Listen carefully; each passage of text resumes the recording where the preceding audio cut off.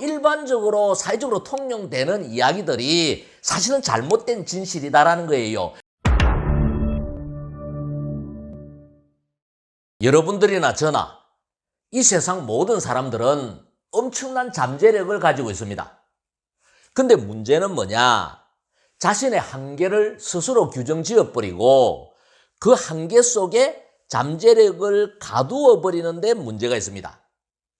이 책에서는 사회적으로 자주 통용이 되는 자신의 잠재력을 가두어 버리는 7가지 거짓말에 대해서 적혀 있습니다. 공감이 되어서 여러분들에게 소개하려고 합니다. 중요한 부분에 대해서만 한번 읽어볼 테니까 여러분들 한번 들어보시기 바랍니다.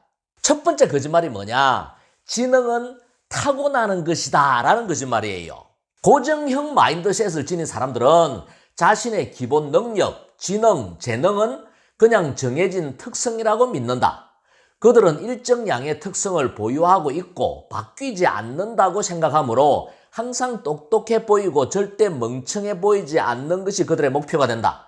반면에 성장형 마인드셋을 지닌 사람들은 자신의 재능과 능력이 노력과 좋은 가르침, 끈기를 통해 발전할 수 있음을 안다. 물론 모든 사람이 똑같다거나 누구나 아인슈타인이 될 수 있다고 생각하지는 않지만 노력하면 더 똑똑해질 수 있다고 믿는다. 프랑스의 심리학자 알프레드 비네와 그의 제자 테오도르 시몽을 포함한 과학자들은 프랑스 정부의 의뢰로 지능을 측정하는 검사지를 최초로 고안했다. 100년이 지난 지금도 이런 지능 검사들이 정말로 지식과 정보를 습득하고 체화하는 지능을 정확히 측정할 수 있는지는 여전히 논쟁거리다. IQ 검사는 타고난 지능이 아니라 현재의 학업 능력을 측정하는 방법이다. 오늘까지도 IQ 검사는 창의성이나 실용지능은 물론 정서지능도 측정하지 못한다. 지능지수가 당신의 미래를 결정하지 않는다. 무엇을 배우고 달성할 수 있는지도 결정하지 않는다. 당신의 교육과 미래를 당신 손안에 가져오도록 하라. 자, 두 번째 거짓말은 우리의 뇌는 10%만 사용한다. 우리가 뇌의 10%만 사용한다는 말을 들어본 적이 있을 것이다. 아마 교실에서 처음으로 들었거나 친구에게 들었거나 다큐멘터리, TV쇼, 영화에서 들은 사람도 있을 것이다.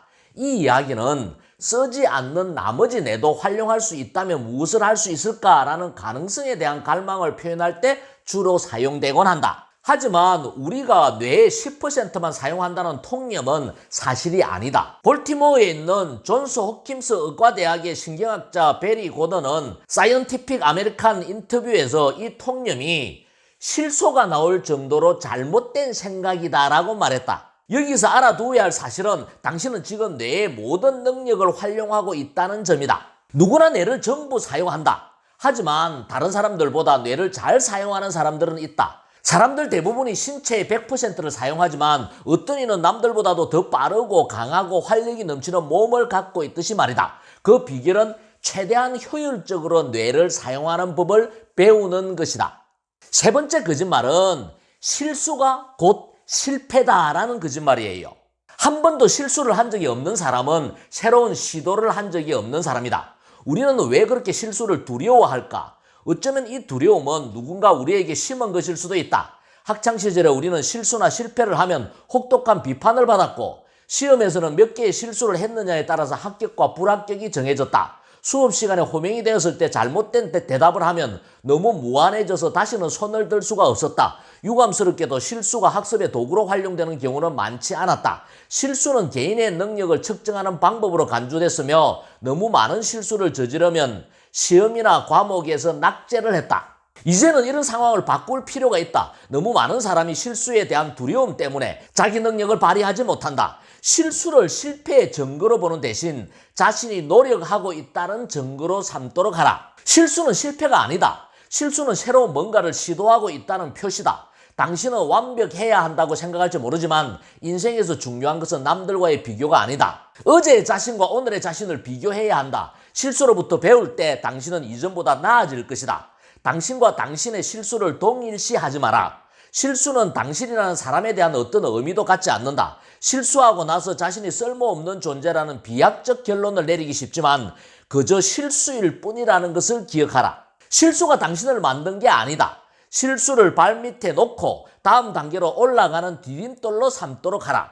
어떻게 실수하느냐가 아니라 어떻게 실수에 대처하느냐가 우리를 규정한다.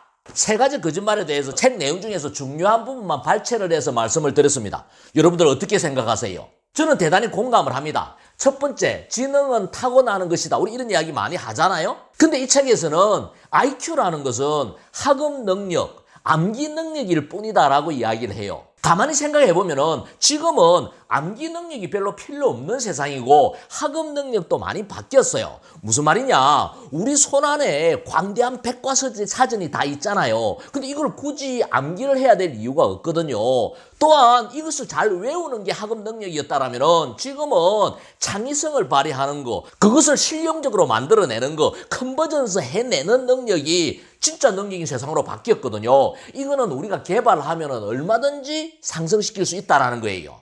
두 번째 거짓말은 우리 뇌는 10%만 활용한다. 뭐 그런 이야기 많이 하잖아요. 어떤 책에 보면 5%만 활용한다 이렇게 적혀있는 그런 책도 있어요. 근데 이거 역시 잘못된 진실이다라는 거예요. 우리는 우리의 뇌를 100%다 사용하고 있다라는 거예요. 단지 이것을 잘 사용하느냐, 잘 활용하느냐, 그렇지 못하느냐의 차이다라는 거예요. 그래서 우리가 뇌를 개발을 하고 잘 사용할 수 있다라면은 우리도 우리 뇌를 활용해서 성취할 수 있는 그런 사람이 될 수 있다라는 거예요. 그 다음에 실수는 실패다라는 것도 잘못된 통념이다라는 거예요. 우리가 실수를 했을 때 실패를 했다라고 지탄을 받았잖아요. 실수와 실패는 다르다라는 거예요. 가만히 생각을 해보면 실수를 했다 해서 실패자가 되는 건 아니거든요.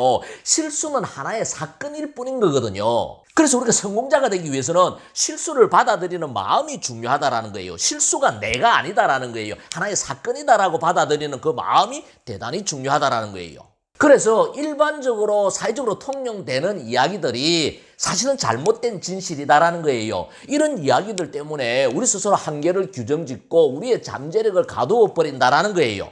다음 시간에는 나머지 4가지 부분에 대해서도 이야기를 해보겠습니다.